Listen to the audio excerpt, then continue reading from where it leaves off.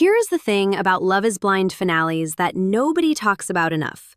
They are somehow always both completely shocking and completely obvious at the exact same time. And Season 10's finale, which dropped on Netflix on March 4th, was possibly the most perfect example of that paradox this show has ever produced. Because when you watched it in real time, there were moments that genuinely made your jaw drop. And then when you sat back 5 minutes later and thought about everything that had been building all season, you realized the show had been telling you exactly how it was going to end. It was all right there. Every answer was already written. We just convinced ourselves it might go differently. 5 couples walked into the finale, 5 altar moments, and by the time the last ceremony was over, only 2 of them left married. We are breaking down every single moment today. The predictable, the surprising, the devastating, the triumphant, and my full, honest review of what this finale actually says about this season and this show. Let us start with the one everyone was debating right up until the second it happened: Mike and Emma. Episode 11 ended on a cliffhanger. Emma said "I do" at the altar. Full commitment, no hesitation, looking at Mike like he was her entire future. And then the camera cut to Mike right before his answer, and the episode ended. And honestly, deep down, I think most people watching already knew. Because here is the thing about Mike and Emma that the show made very clear over 12 episodes. The children question between these two was never actually resolved. It was discussed endlessly. They fed giraffes together so Emma could picture Mike as a father. They picked up a marriage license. They had the conversation again and again and again. And every single time, Emma's answer was thoughtful and honest, but it was never the 100% certainty that Mike needed to hear. So when episode 12 opened and Mike told Emma he was not ready to say "I do," that he wanted kids and he needed to know she definitely 100% wanted a family with him, it was painful. But was it surprising? Not really. Mike saying no was the only logical outcome of everything this season had shown us. The show had been honest with us the whole time. We just hoped the love would be enough to overcome the incompatibility. But here's the part that does deserve credit. Emma said "I do" first. She stood at that altar and chose him publicly and completely. And her yes was real. It was not performed. It was not strategic. She genuinely wanted to marry this man. And his response was essentially that her love was not enough unless it came wrapped in a specific promise about their future children. He told her he did not want to say yes and then have things change down the road, that he did not want it to be half-hearted, which is fair.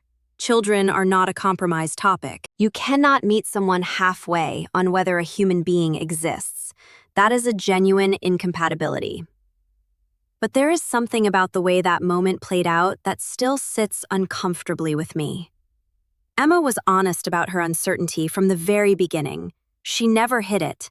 She told him about her adoption, her melanoma diagnosis, her complicated feelings about motherhood. She was not deceiving him. She was being a real person with real complexity. And his response at the altar was to treat her honesty as a deal breaker instead of a conversation. Both of these people still follow each other on social media, and the reunion is going to be a very interesting room for them to be in together. Predictable outcome, but genuinely painful to watch. Now, Devontae and Brittany, and this one did not even make it to the altar, which is its own kind of statement. On what was supposed to be their wedding morning, Devontae sat down with Brittany and told her he was not ready, that he had doubts, that he could not walk into a marriage carrying that kind of uncertainty because he did not want to fail her later. Here is the honest review of this moment. Devontae was never fully committed to Brittany. Not really. Not at the level this experiment requires. And what the show captured so well, almost accidentally, was that Devontae was letting Brittany believe they were pausing, taking a breath, when in his heart, he already knew it was over. The lack of an altar moment was not a mercy. It was just a softer version of the same rejection. Brittany handled it with grace. More grace than the situation deserved. She is a labor and delivery nurse who came into this experiment genuinely wanting to find her person. And she did everything right. She was vulnerable, she was loving, she was present. And she got a couch conversation on her wedding morning instead of a ceremony. Predictable in hindsight, devastating in the moment. And then Ashley and Alex. And this is where the finale stops being predictable and becomes something genuinely extraordinary. Let me be clear about something first. The audience was not surprised that Ashley and Alex did not end up married. Alex had been showing red flags for weeks. He lied about his living situation, he lied about his ex, he lied about his job. His stories were detailed and vivid and somehow never fully added up. Every time Ashley pushed for a real answer, Alex deflected. They fought, they made up over McDonald's product placement of all things. They fought again. The pattern was obvious. So, no, we were not shocked that this couple did not make it to a yes. What shocked us was Ashley. Because for most of the season, Ashley seemed like she was going to be another person who saw the red flags and looked the other way anyway, who loved the idea of this person hard enough to convince herself the inconsistencies did not matter. It felt like it was heading toward a sad, quiet no from Alex and a heartbroken Ashley walking away. And then she walked into that ceremony and completely rewrote the script. The officiant was about to ask Alex his answer first. Standard Love is Blind format. Alex goes first. Except Ashley stepped forward and intercepted the entire moment before Alex could open his mouth. She told him she already knew his answer, that it did not matter to her, that she knew he did not choose her and she was not choosing him either. She said that after they left the pods, there was no effort, no intimacy, no questions from him, nothing. That they moved into the apartments and became roommates, that he said a lot of words in their conversations, and she always found herself more confused at the end of them than before. That lying was non-negotiable for her. And then she said the line that has been shared everywhere since that episode dropped. Saying no to you today is a win, and she turned and walked down that aisle alone. Head high, no tears, done. Let us take a full moment for what just happened there. Ashley walked into this experiment trusting too much and looking past too much. And she walked out of it having delivered one of the most powerful altar exits in the entire history of this show. She did not wait for him to say no to her. She said no to him first. And she named exactly why on national television in front of his entire family. Alex responded by saying he disagreed with her characterization of his integrity, which is the most Alex thing he could possibly have said. And his mother's face in that moment is honestly worth a pause and rewind all on its own. The surprising part of Ashley and Alex was never the ending. The surprising part was who Ashley became on the way to that ending.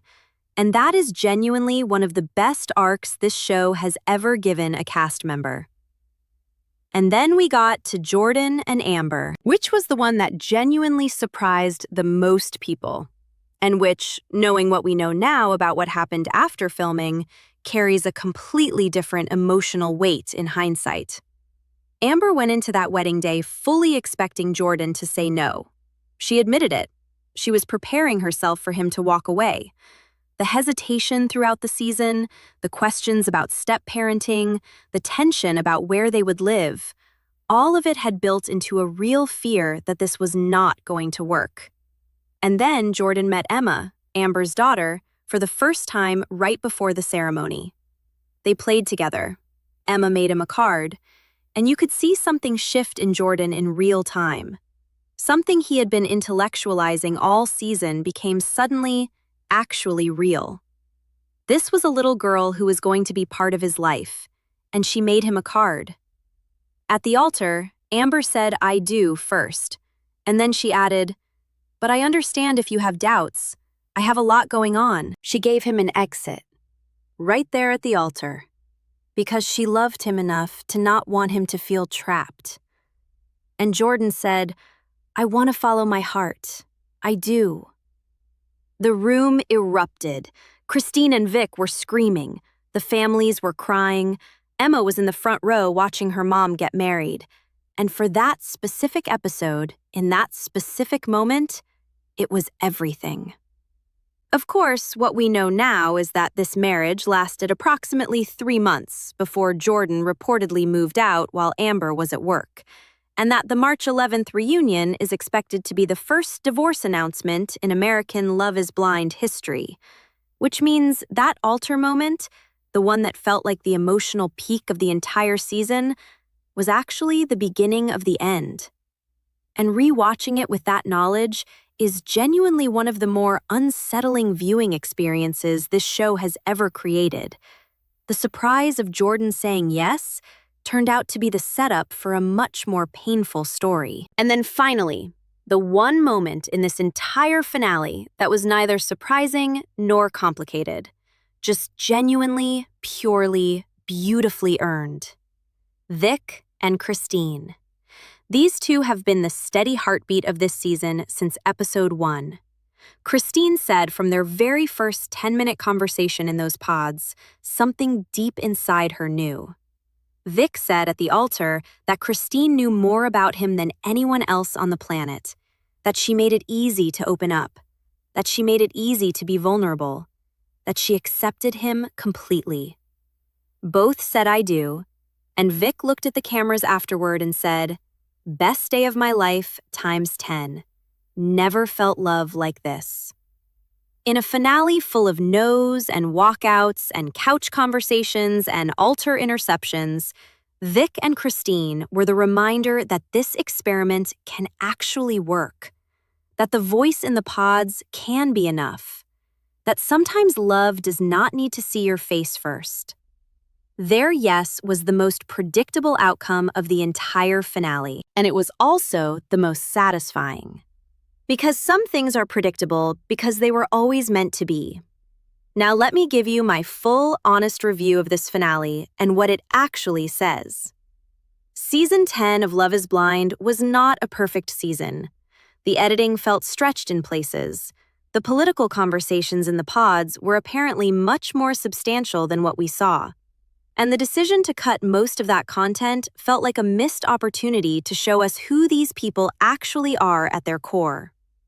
The Chris and Jessica storyline ended before the finale, and the show never gave Jessica's arc the resolution it deserved on screen.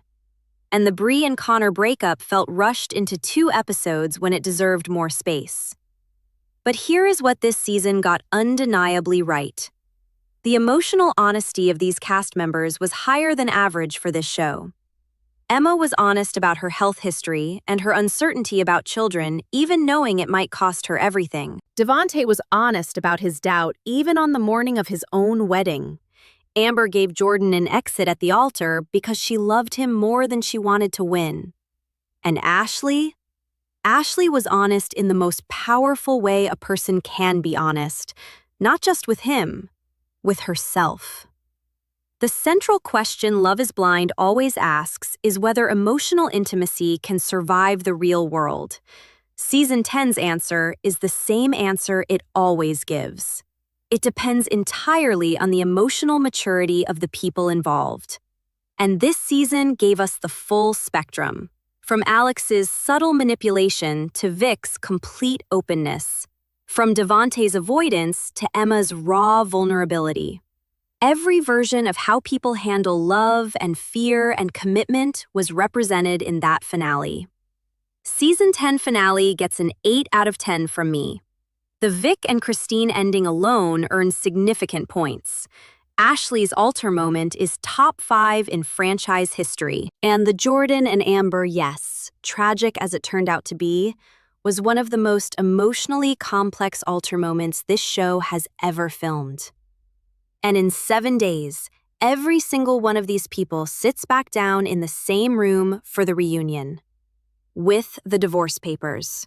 With the courthouse marriage certificate. with the baby news, and with all the answers we have been waiting for since these pods first opened. Drop your reaction below right now. Was Mike's no predictable to you from the start? Or did you genuinely think he was going to say yes? Because I feel like this comment section is going to be completely split, and I want to hear every single take. If this recap and review gave you everything you needed, a like genuinely helps this channel reach more people. Subscribe if you are new because the full reunion breakdown is dropping the night of March 11th, and that is not one you want to miss. Ohio Pod Squad. 7 days. The reunion changes everything.